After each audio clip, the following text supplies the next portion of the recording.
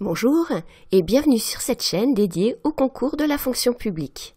Alors aujourd'hui, je vais te poser une question que l'on me pose souvent, qui est: faut-il paraphraser les documents du dossier dans une note de synthèse? Cette question, elle n'a pas de réponse nette. C'est pas oui ou non, et je vais t'expliquer pourquoi. C'est vraiment une hantise des candidats au concours d'être sanctionnés pour avoir recopié le dossier. Et pourtant, parfois, c'est ce qu'il faut faire. Mais on va voir exactement comment. C'est vraiment une question qui est au cœur de la méthodologie de la note de synthèse. C'est pas simplement une question de forme. Parce qu'une synthèse, ça veut dire donner une présentation intelligible d'un problème et puis de solutions qui ont été mises en place ou qui sont envisagées, ou même que parfois on te demande de créer. Tout ça à partir d'un dossier. Ce qui t'intéresse dans le dossier, c'est les informations, les faits, les éléments d'analyse qui te permettent de construire une argumentation. Tu vas par exemple y trouver une typologie des différents enjeux soulevés par le problème qu'on te pose,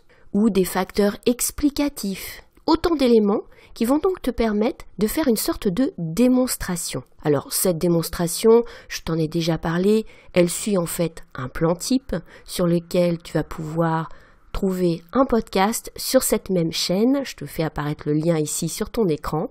N'hésite pas à le réécouter. Alors les éléments qui te permettent d'alimenter ce plan, ils sont présentés dans le dossier, parfois sous une forme qui est celle d'un document professionnel. Or, ce que l'on te demande dans une note de synthèse, c'est bien un document professionnel. C'est un document tel que tu pourrais le rédiger une fois que tu es en poste dans l'administration. Parfois, ces éléments sont dans des documents d'une autre nature. Ça peut être un article, un texte juridique, des tableaux de chiffres. Alors on va regarder un petit peu ces différents types de documents pour que je t'explique exactement pourquoi paraphraser des fois c'est bien et des fois c'est pas bien. Tout d'abord, un article de loi. Un article de loi, on peut le citer entre guillemets. Mais où est-ce qu'est ton travail de synthèse dans ce cas-là? Par exemple, si la loi te donne une définition de quelque chose en citant 3 critères, tu vas mettre en évidence les critères de cette définition. Tu vas même mettre en évidence le fait que la définition repose sur des critères précis au nombre de 3. Quand tu vas reprendre ces critères, tu peux citer les termes exacts de la loi. C'est peut-être même le mieux, parce que sinon tu risques de faire des contresens, d'utiliser ce que tu crois être un synonyme, mais qui juridiquement ne l'est pas du tout. Quand le législateur a choisi des termes pour rédiger l'article, il a bien réfléchi. Il y a certainement eu des débats. Donc si tu prends un autre terme, tu viens nier en quelque sorte ce travail. Là, la paraphrase, c'est une mauvaise idée.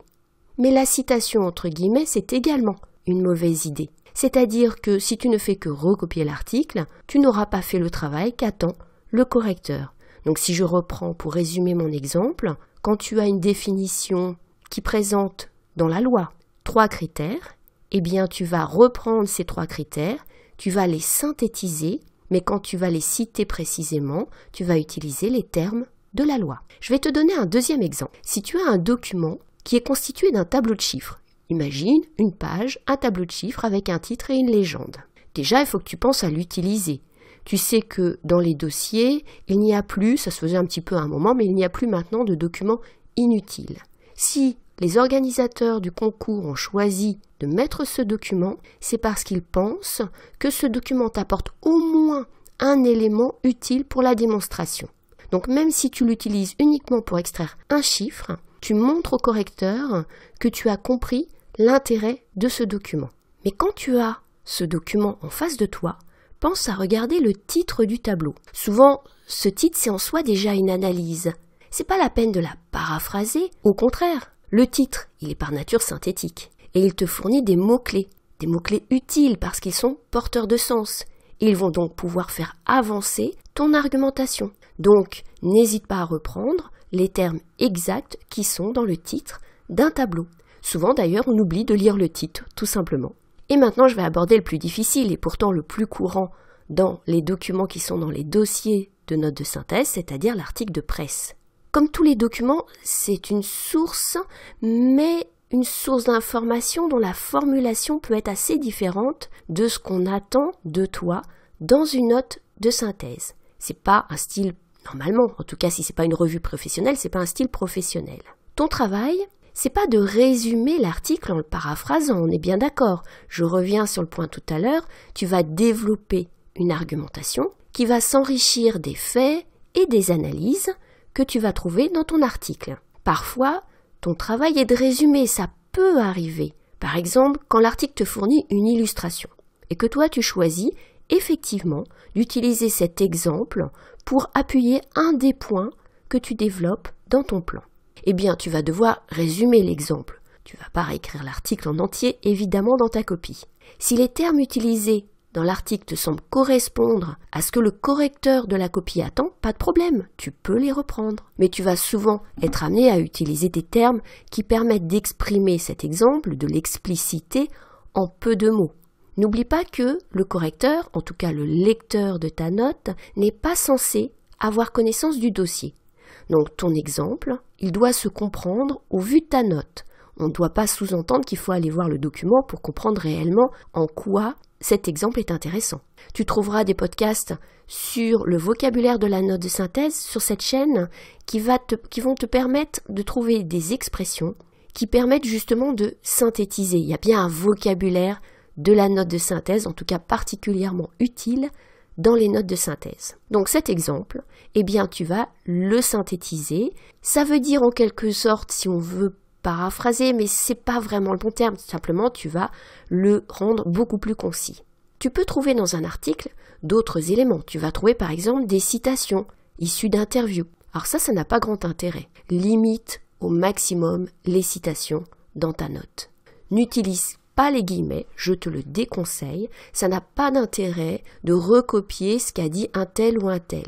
Ça ne veut pas dire que tu ne vas pas mentionner les différents points de vue. Quand tu as des points de vue très contradictoires dans une note de synthèse, dans un dossier de notes de synthèse, eh bien ça c'est un élément qui peut t'amener à enrichir ton argumentation, montrant que par exemple une définition est très discutée. Tu peux mentionner le nom de tel ou tel expert, mais il faut que ce soit quelqu'un qui est connu. Tu n'as pas à expliquer qui c'est, tu dois simplement le citer et citer sa fonction, on doit comprendre. Il faut que tu cites d'ailleurs uniquement des personnes dont l'analyse est politiquement neutre. N'oublie pas que bien sûr, ta note doit respecter le principe de neutralité qui est d'ailleurs un principe de l'administration. Et il faut bien sûr que cette citation soit utile, c'est pas pour meubler. Tu vas rester synthétique dans ta note, donc il ne faut pas perdre de temps, si c'est pas directement utile, n'utilise pas cette citation. Mais cette citation, donc, tu n'es pas obligé d'utiliser guillemets.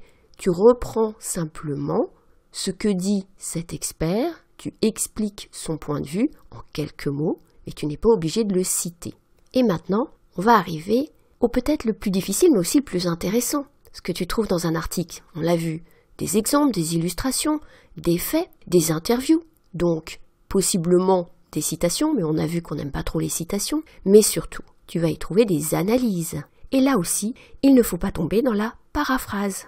Si le journaliste fournit une analyse intéressante, pourquoi perdre du temps à changer les mots qu'il emploie? À nouveau, tu peux utiliser ces mots parce que ces mots sont les plus justes. Par contre, si toi tu en as de plus synthétiques, parce que le vocabulaire que le journaliste emploie ne correspond pas à ce qu'on attend dans ta copie de concours, eh bien là tu vas utiliser tes propres mots. Fais très attention aux formulations journalistiques qui sont là pour capter l'attention du lecteur et qui vont le faire en utilisant un vocabulaire qui n'est pas assez nuancé, qui peut par exemple un peu dramatiser ou qui va utiliser des termes familiers, des formules qui ne respectent pas les règles de grammaire aussi. Par exemple, des phrases sans verbe principal. Les phrases sans verbe principal, si tu lis un article de journal, tu verras que c'est très courant. Ça permet d'être plus concis et vraiment d'attirer l'attention. Mais dans une note de synthèse, ce n'est pas accepté. Alors, cette analyse du journaliste, tu veux en garder le fond. Il va falloir effectivement que tu l'exprimes parfois autrement. Mais ça ne veut pas dire recopier des phrases entières, on est bien d'accord. Tu n'es pas là pour faire un puzzle, tu n'es pas là pour faire du copier-coller. Quand tu auras fait ton travail de construction de ton plan détaillé, que tu auras réfléchi à la façon dont tu peux relier les informations du dossier. Quand dans un document et surtout dans un article, un journaliste a lui-même fait ce travail pour construire une argumentation et surtout donc pour expliquer par exemple des facteurs, des causes, tu peux reprendre cette analyse. Ça serait quand même dommage de rester à côté. D'ailleurs, on s'attend à ce que tu la reprennes. Ça ne veut pas dire donc recopier des phrases entières, mais si les mots utilisés par le journaliste, les expressions sont bonnes, sont concises, sont précises, bien sûr, tu peux les utiliser. D'ailleurs, parfois, elles comprennent ce qu'on appelle des mots-clés, donc des mots extrêmement importants qui sont au cœur du sujet, qui sont au cœur de la problématique, et là, bien sûr, on s'attend à les trouver. Et quand tu les reprends, tu montres aussi que tu as compris pourquoi la personne qui a conçu le sujet a choisi de retenir tel ou tel document. C'est bien parce qu'elle a repéré qu'il y avait ces mots-clés dedans. Donc, bien sûr, là, tu ne vas pas les paraphraser, tu vas simplement les utiliser. Alors, en résumé, donc, pas de copier-coller, c'est pas des phrases que tu agences comme dans un puzzle. Mais tu peux tout à fait reprendre les termes du dossier qui sont porteurs de sens, qui te permettent de construire ton argumentation, et c'est même d'ailleurs parfois ce qui est attendu de la part des correcteurs. J'espère que ces explications te permettent d'y voir un peu plus clair sur cette histoire de paraphrase. Alors si tu cherches une méthodologie complète de la note de synthèse, mais je dirais surtout de la note administrative, c'est-à-dire la note où on te donne un contexte professionnel. On te met en situation, eh bien tu vas trouver, en suivant un lien que tu trouveras en description de ce podcast, une formation complète avec 10 modules, la moitié sur la forme, la moitié sur le fond, et sur la forme évidemment avec des points comme par exemple la paraphrase, mais les titres, la façon d'agencer ton argumentation et bien sûr d'utiliser le plan type. Tu trouveras donc ce lien en description de ce podcast. Bien sûr, sur la chaîne YouTube, tu as d'autres podcasts sur la forme et sur le fond de la note de synthèse. N'hésite pas à les écouter. N'hésite pas également à t'abonner à la chaîne pour être au courant des prochains podcasts. Et il me reste à te souhaiter bonne chance pour les concours que tu prépares et à bientôt sur YouTube.